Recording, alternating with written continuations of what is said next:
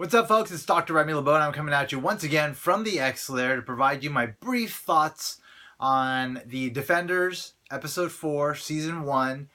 The story has slightly moved forward. This is like that key episode in the sort of central story arc, essentially, of like these characters coming together as a superhero team where like they've met and now they have to like figure out like who each other are and like start to kind of build trust and then decide like do they want to be part of this unit.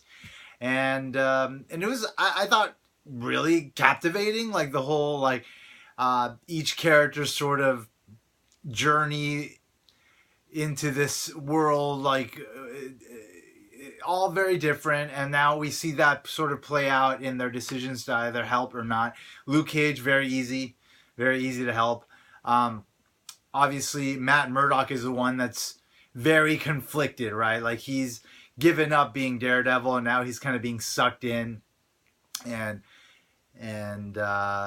initially he has trouble trusting them, and then like Jessica Jones convinces him that he should trust folks, these other people, and like maybe be part of whatever this is. But then Jessica Jones is the one that ultimately does seemingly leave, and you're like, okay, well, wait. So now we've got sort of the Defenders, and Jessica Jones is going to be a solo agent for a bit, and maybe they'll come together at the end. But the way the episode played out, it was just meant to sort of kind of elongate the process, but really make it more believable, make it more sort of like the decision to become a unit is more woven into the overall story that's being told. So she leaves. She has, the situation where she sees that the Hand is now targeting this innocent mother and daughter, and like that drives her to become a part of it. That moment that she decides to come back is an exciting one when she pushes that car through the wall. It's just so awesome because each character has such a different set of skills and powers, and just to kind of see them just randomly demonstrating that is great, man. It's exactly what I wanted from this series. I didn't want them to pull punches in the series. I didn't want them to be cheap with respect to like whatever each scene required as far as like the demonstration of the powers, that they do that. And I think partly for the reason why they have 8 episodes as opposed to I think the 13 or 10 that we've had in prior seasons for the individual shows is because they needed more money to like actually be able to spend some decent money on like Jessica Jones doing her thing, Luke Cage doing his thing, Iron Fist doing his thing with the glowing fist, and of course Matt Murdock and like his amazing acrobatics and also the interesting way that his powers are represented. All of this stuff takes money, it takes time, it takes precision, it takes longer than just shooting a normal television show.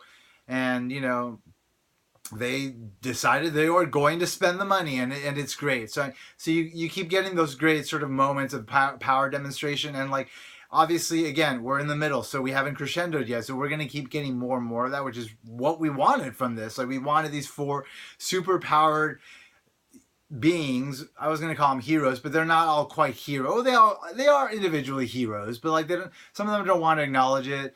They keep kind of Jessica Jones keeps like at the beginning was like brushing off like this notion that she is a hero, but they are heroes, and like having them come together, like it's just really great to finally have like so many different power sets combined into like this like great powerful group that I envisioned when I was first made aware of the fact that this show was going to happen. And also as we watched the individual seasons, just like the idea of these powerful characters getting together, you want the sort of action we're seeing from the show right now.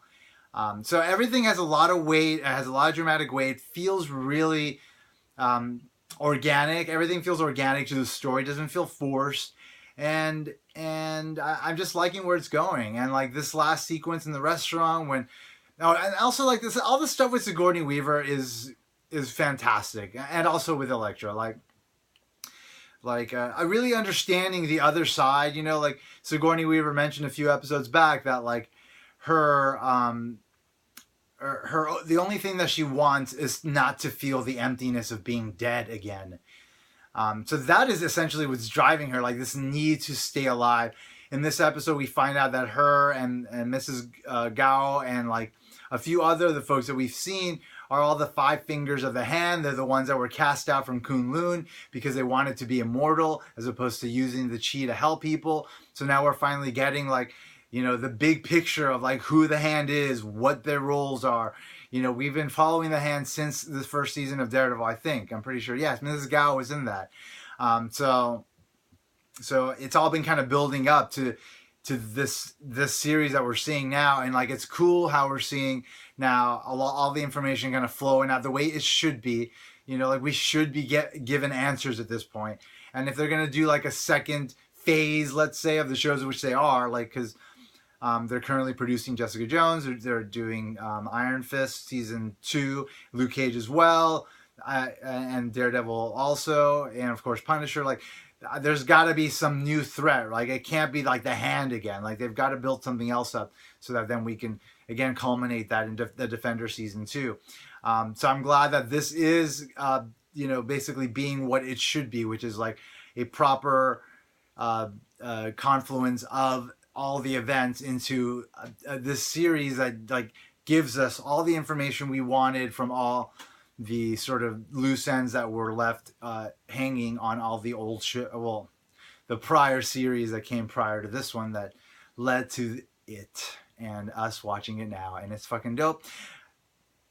Anyway, we were left with the cliffhanger, the Defenders finally uniting and deciding we are a unit. Jessica Jones coming back, them together, very exciting. Stick is there, superb. Versus the hand, oh no, versus Elektra and the hand. Like it's going to be exciting, and you know, let's see where it goes. Anyway, that's the end of my little video on episode 4 of 8, and I'll see you soon. Thanks for checking out my video. Thanks for checking out my channel. If you haven't already subscribed, you can do so down here somewhere, so please do. And as always, I'd like to remind you that if you haven't already, you better put an X in that box, ladies and germs, because ain't nobody checking me. Thanks, and bye-bye.